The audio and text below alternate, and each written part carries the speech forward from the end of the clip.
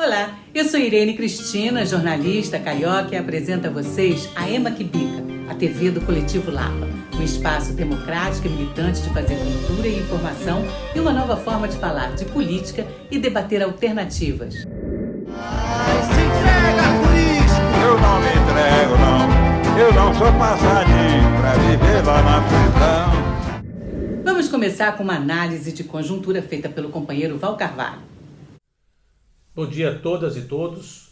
Meu nome é Val Carvalho e este é mais um comentário sobre a política por trás dos políticos. O primeiro ponto que eu queria abordar aqui é a tentativa tosca de Bolsonaro imitar Lula.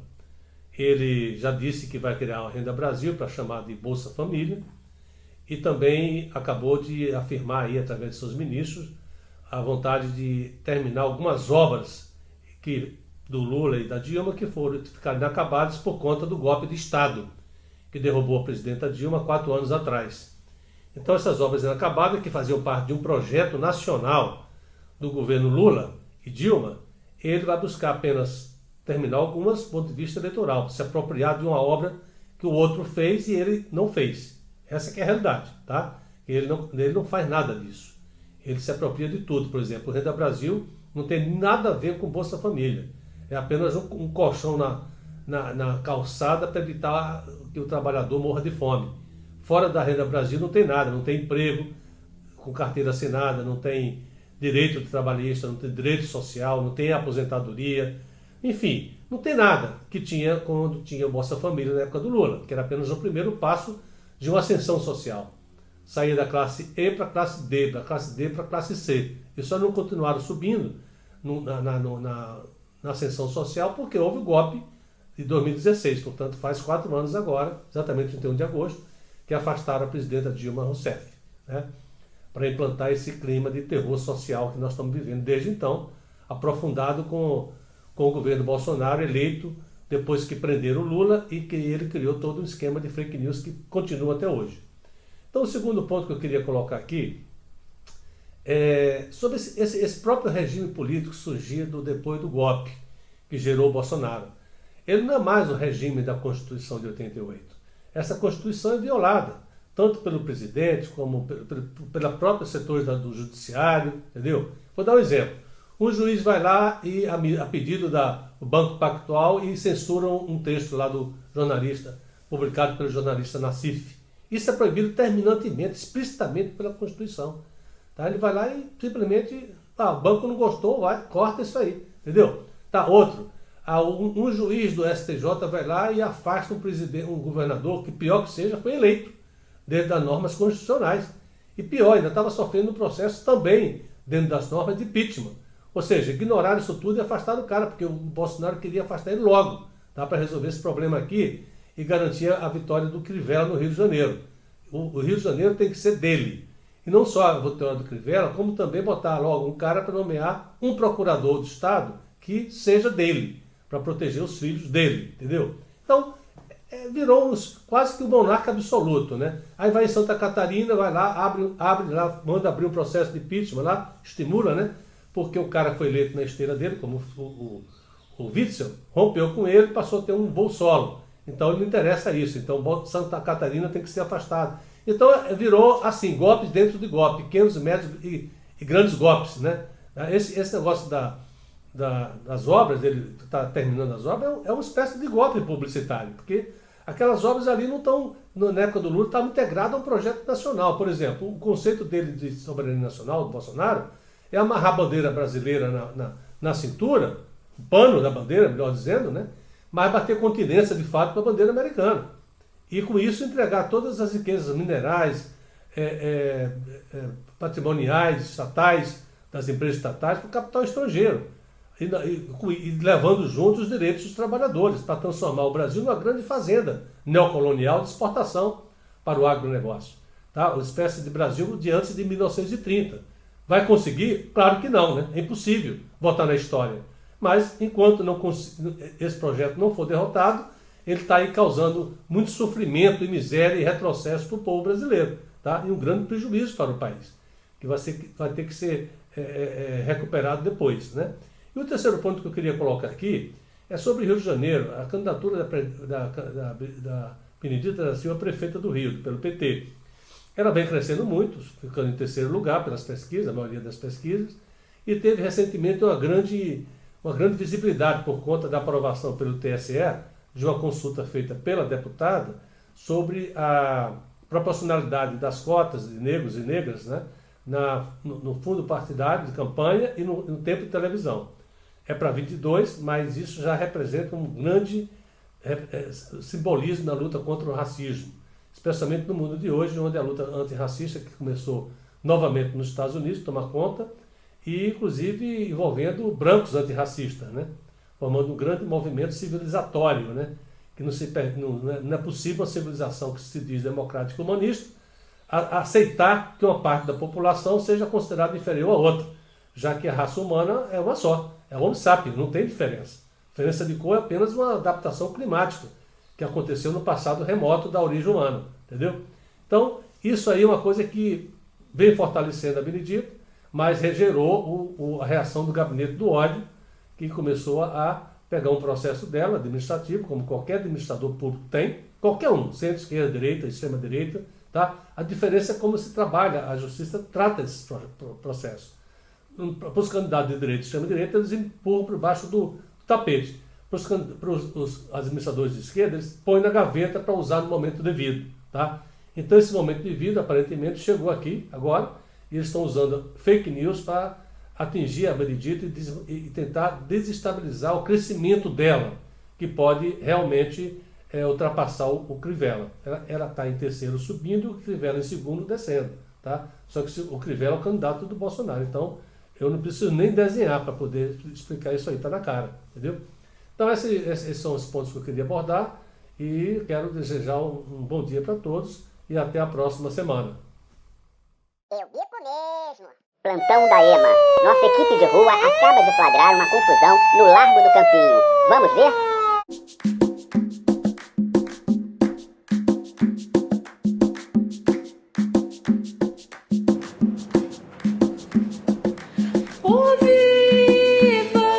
Oh viva Nossa Senhora, oh viva a Senhora do Rosário, oh viva Nossa Senhora, oh viva a Senhora do Rosário, oh viva Nossa Senhora, Mãe da nossa Ei, devoção. vamos acabar com essa macumba aí, hein? Que macumba nada, é a Virgem do Rosário. E mesmo que fosse macumba, cara, qual é o problema? É uma religião como outra qualquer. Religião coisa nenhuma, é coisa de Satanás. Coisa do demo é deixar o povo morrer. Vamos acabar com essa macumba aí, hein? Vaza daqui, cara. Você é bolsonarista, gosta de arma, né? Violento, queima a casa de santo, quebra imagem. Você não é do bem, não. Tem mais é que fazer isso mesmo pra acabar com essa bagunça. Bagunça é o caramba. Bagunça é fazer propaganda de remédio que não cura. Você defende esse cara. Isso não é papel de presidente. Não respeita nem quem tá morrendo. Só porque é pobre e preto quem morre nessa pandemia. O cara sai na rua sem máscara, contaminando os outros. Esse sim é do mal. Pois é nessa hora que a gente vê que o importante é ter um hospital onde a gente não paga nada. Hospital público, do SUS. A gente tem que levar essa doença a sério. Quem puder tem que ficar em casa, senão vai morrer muito mais gente. E vai demorar muito mais para voltar ao normal. O patrão quer ganhar dinheiro e bota o pobre para trabalhar de qualquer jeito. Em transporte lotado. Bando de vagabundo. Arranjou foi um jeito de ganhar dinheiro sem trabalhar. Todos os países fizeram isolamento de verdade. Deram dinheiro pro povo ficar em casa e diminuir o contágio. Aqui não. Aqui o presidente não liga. Precisamos de isolamento aqui também, cara. Quando todo mundo falir e que ninguém vai ter emprego e morrer mesmo de fome, cambada de jumento. Pois é, mas para ter emprego tem que estar todo mundo vivo, né? Vocês estão tudo recebendo auxílio. E quem tá dando? É o presidente, gente mal agradecida. O presidente, ele queria dar só 200. O pessoal da oposição é que pediu um salário e chegaram num acordo de 600. esse seu mito foi obrigado a dar o auxílio. E mesmo assim, tem gente que nem consegue receber. Se ele estivesse mesmo preocupado com o povo, dava um jeito desse dinheiro chegar mais fácil. Agora, você está sabendo que ele ainda vai diminuir essa grana? Tá sabendo? Olha só, nem ministro da Saúde nós temos. Até o número de mortos o governo quis esconder. Vocês são tudo esquerdistas, vá pra Cuba. Eu votei nesse cara, mas estou decepcionada. Ele traiu o povo que votou nele. Se dizia contra a corrupção, mas está dando dinheiro para os políticos do Centrão não pedirem o impeachment dele. Na verdade, esse dinheiro tinha que ser usado para combater o vírus. A gente precisa tirar esse cara, não tem jeito. Temos que botar aqui alguém que defenda a nossa vida e não o dinheiro dos ricos. Pela vida, fora Bolsonaro! Fora Bolsonaro! Fora Bolsonaro! A Senhora do Rosário, com seu manto azul anil, protegei nossas famílias, protegei nosso Brasil. Ó Senhora do Rosário, com seu manto azul anil, protegei nossas famílias, protegei nosso Brasil. Acompanhe também nossos podcasts, os bate-papos promovidos pelo Coletivo Lapa desde o início da pandemia da Covid-19. Siga o link colocado aqui embaixo. Um desses bate-papos foi sobre as ações de solidariedade do MST Nacional e dos grupos apoiados pelo Coletivo Lapa, como Favelação e a primeira zonal do PT, no Rio. Em momento de pandemia, o movimento tem feito ações de solidariedade, e solidariedade para nós não é dar o que nos sobra, mas é repartir o que nós temos. E aí, nesse momento, nessa conjuntura, o que nós temos são os frutos da terra, é a alimentação saudável. Nós temos feito ações de doação de alimentos, né, daquilo que a gente produz nas periferias das grandes cidades, das capitais. Aqui é Cosme Felipsen, da primeira favela do Morro da Providência. Eu quero agradecer a primeira zonal do PT, do Partido dos Trabalhadores, pela doação que fizeram para o Morro da Providência e, na verdade, estão fazendo essas doações para outras favelas, né, como Chapéu Mangueira, Babilônia, Rocinha. Eu vim aqui fazer o relatório de como foi usado essa doação, tendo em vista que a gente tem recebido, tem doado muita cesta básica para as famílias que precisam. Então, há queixas, né, de as pessoas às vezes precisarem de um gás. E aí é o seguinte, com os R$ 1.600 que foram doados, a gente conseguiu atender 16 famílias com R$ 100 cada. E eu dei o nome do que eu fiz aqui, de um gás para as mulheres. Então, com esses R$ 100, o gás aqui no Morro da Providência custa em média R$ 85, R$ 90, dependendo da região. Então eu pensei em dar esse dinheiro na mão das mulheres para que elas usassem comprando gás. Vamos começar com o Jaime Muniz, o diretor do Movimento Favelação, responsável pela arrecadação, gestão e distribuição de um auxílio financeiro para as famílias dessas comunidades carentes. O auxílio solidário, R$ 200, já chega a 104 famílias, 80% aqui no Rio de Janeiro, mas atendemos também Niterói, São Gonçalo, Nova Iguaçu, Caxias, São João de Meriti e Nilópolis. No começo não foi tão fácil, não temos nenhum apoio do governo, não temos nenhum banco ajudando ao nosso trabalho, é um grupo de amigos que estão ajudando, porque confiam no nosso trabalho e estão vendo a transparência que está acontecendo isso. Como o Coletivo Lapa, que está sempre nos ajudando também, fortalecendo essa causa. Oi, eu sou a Alessandra, moradora do Morro da Providência, primeira favela. Eu venho aqui hoje com muita gratidão agradecer o Favelação e Faferj pela ação que desenvolveram do auxílio solidário. Esse auxílio chega na nossa vida, na vida do favelado, que já é tão dura e, sobretudo, nesse momento de pandemia, só piora, e o Estado não chega com ações e políticas que atendam às nossas reais necessidades, esse auxílio chega na nossa vida com muita gratidão. Oi, meu nome é Alessandra, sou aqui de Nova Iguaçu. Venho agradecer o Movimento Favelação e o Fafer de Auxílio Solidário por ter me ajudado. Consegui comprar minha cesta básica, comprei o meu gás. Hoje eu tenho alimento na minha mesa. Sou grata a tudo isso por vocês. Não consegui o meu auxílio emergencial. Já fiz o cadastro e tá dando só análise. E aí eu tô esperando. Muito obrigado. De coração, Deus abençoe cada um de vocês. Tudo que a gente recebe está lá postado. E todo o pagamento que é feito, todo o depósito que é feito, também está lá postado. E aí, dessa forma, nós temos como comprovar tudo que está acontecendo nessas ações. Eu agradeço pela doação sobre R$200, que eu vou comprar meu gás, que eu preciso, eu necessito. Estou agradecendo. Isso mesmo!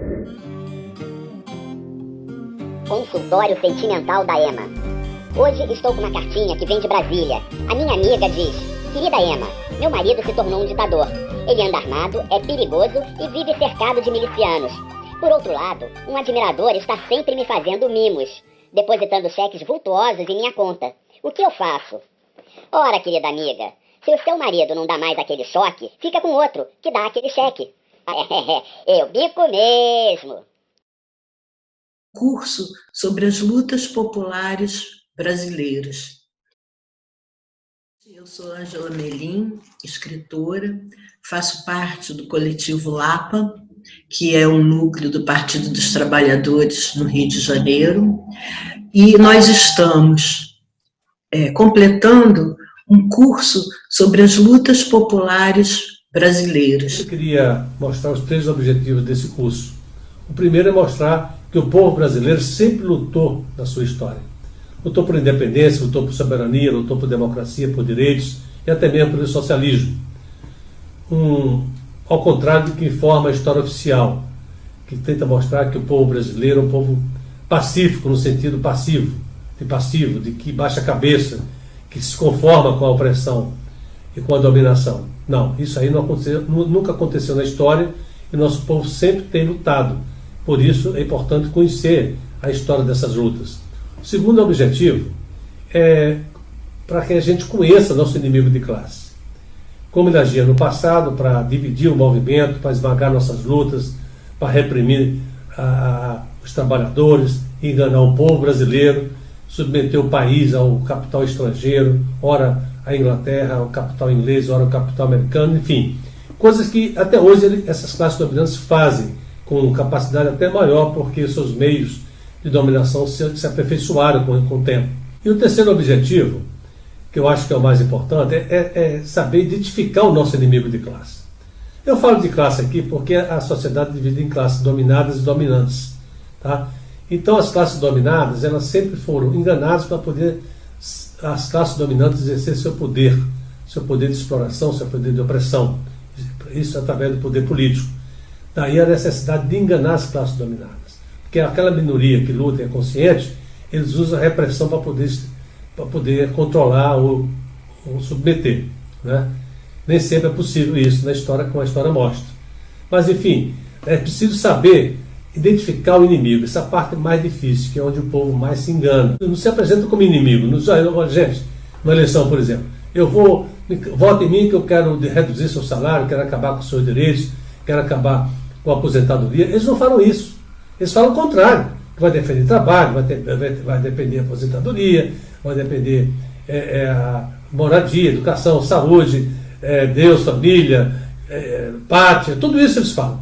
Tá? Depois que se elege, fazem exatamente o contrário, porque não é possível ter família sem aposentadoria, sem emprego, sem moradia, sem educação, sem saúde. Nenhuma família se estrutura dessa maneira, como que é exatamente o que eles fazem depois que são eleitos. Ao contrário daqueles políticos ou líderes que surgem das lutas populares. E esses precisam de falar a verdade. Esses precisam denunciar a situação em que vive o povo. Porque a consciência do povo, vinda dessa denúncia, desse esclarecimento, é fundamental para poder mudar essa situação. Se a gente não muda nunca. Tá? Então essa é a situação que nós temos que colocar aqui. Descobrir por trás de cada discurso o que é o interesse de classe. A nossa primeira aula, que falou sobre lutas contra a escravidão, foi dada pelo educador popular, como ele se define, William Campos, de Maricá. Nós temos uma história que é muito mal contada pela elite, de muita luta do povo. São muitas lutas de que a gente tem pouca notícia, né, William? Eu acho que hoje é que o brasileiro está mais acomodado. Hoje é que ele tem que acordar mais. O brasileiro hoje é cúmplice de muitas coisas erradas pela sua omissão ou pela sua atividade sem ideologia e fanatizada. Na verdade, a nossa luta é uma tradição do nosso povo lá atrás. Nós tivemos aí muita resistência dos índios à presença portuguesa, guerras, inclusive. É claro que o opressor europeu, com toda a sua técnica, sua vida, sua história de guerras, leva uma vantagem. Depois nós vamos ter a chegada do negro, que foi as mãos e os pés do Senhor. Onde o Brasil funciona, tinha negro. Onde tinha negro, onde tem negro, o Brasil funciona. Foi assim no açúcar no século XVI, XVII, na mineração no século XVIII, no café no século XIX. Então, um dos momentos mais importantes da nossa história sempre são aqueles que estão ligados à luta dos negros. Por exemplo, o Zumbi dos Palmares é um herói verdadeiro, realmente muito mais importante, mas muito, muito, muito mais importante que Tiradentes. E a segunda aula, lutas protagonizadas por escravos, indígenas e mestiços, foi dada pela professora Maria do Carmo Gregório, de Duque de Caxias, que trabalha na rede pública de lá. A ideia de um poder mais participativo, o desejo de maior participação no poder, estavam presentes também nesses movimentos sociais que ocorreram entre 31 e 1840, que a gente chama durante o período regencial brasileiro. E teve uma grande participação das classes consideradas por eles no período perigosas, né? Das classes populares, dos grupos populares, né? Então, a participação de negros, de índios, de mestiços, né? De alforriados, de escravizados. O Brasil se tornou independente, ele se tornou uma monarquia, cercado de repúblicas, porque o resto da América, que a gente chama de latina, né, se tornaram repúblicas após a independência. O Brasil foi o único que manteve no seu regime de governo uma monarquia. A terceira aula e última, dada pelo militante do PT e também do Coletivo Lapa, Val Carvalho, sobre os 130 anos que restaram da República até os nossos dias, provando que o povo brasileiro sempre lutou. Ele não é passivo, como nos diz a história oficial. Eu bico mesmo! Previsão do tempo da EMA. Pressão de nuvens carregadas provocam temporais com pancadas frequentes na economia. Fortes ventos derrubam muitas autoridades e aumentam as inundações de fake news. Um acidente nas urnas causa estrago por todos os lados e traz uma forte massa de vírus que mata por todo o país.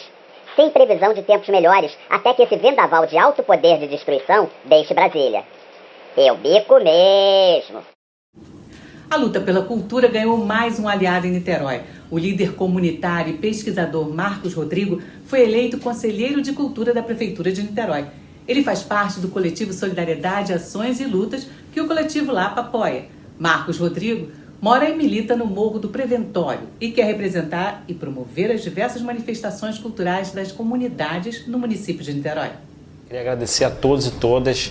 Não foi algo esperado, a gente simplesmente foi para uma eleição para trabalhar uma questão importante, que é a cultura dos movimentos sociais, das favelas e periferias, a importância dessa cultura que muda a cabeça da comunidade, do jovem, do adolescente, e o trabalho de diversos agentes culturais que estão espalhados em vários cantos da cidade e que muitas vezes não têm apoio. Então nós fomos para lá para essa luta e tivemos uma vitória histórica. Até o momento eu não sei como a gente conseguiu tantos votos, foram 421 pessoas que representam aí 421 famílias.